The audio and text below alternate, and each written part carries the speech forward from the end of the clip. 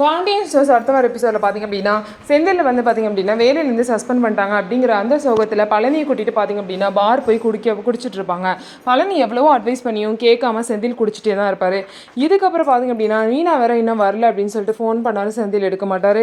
அதுக்கப்புறம் பார்த்திங்க அப்படின்னா பழனி மூலியமாக தான் மீனாக்கு இந்த மாதிரி இங்கே தான் இருக்கும் பாரில் இருக்கும் அப்படிங்கிற விஷயம் தெரிய வரும்.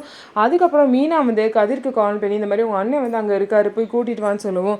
கதிரும் கிளம்பி போயிட்டு இந்த மாதிரி அவன் தான் அப்படி பண்ணுறான்னா நீங்கள் ஏன் மாமா அப்படி சப்போர்ட் பண்ணிட்டு இருக்கீங்க, அவனை கூட்டிகிட்டு வீட்டுக்கு வர வேண்டியதுன்னு சொல்லிட்டு அவங்க மாமாவை திட்டிட்டு கதிர் வந்து வீட்டுக்கு கூட்டிகிட்டு வராரு.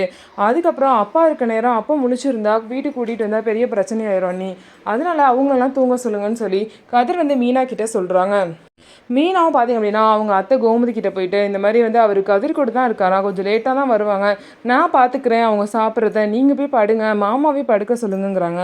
இதுக்கப்புறம் என்ன நடக்க போகுது, பாண்டியனுக்கு தெரியாமல் செந்தில் உள்ளே வந்துருவாரா, என்ன தான் நடக்க போகுது, இந்த பிரச்சனை எங்கே போய் முடிய போகுது அப்படிங்கிறதெல்லாம் நம்ம வெயிட் பண்ணி பார்க்கலாம். செந்தில் எப்போ தான் வந்து மனசு மாதிரி நல்லா வாழ போகிறாரு அப்படிங்கிறத பார்க்கலாம். நம்ம வீடியோ உங்களுக்கு பிடிச்சிருந்தா நம்ம வீடியோவை மறக்காமல் லைக் பண்ணிவிட்டு பாருங்கள்.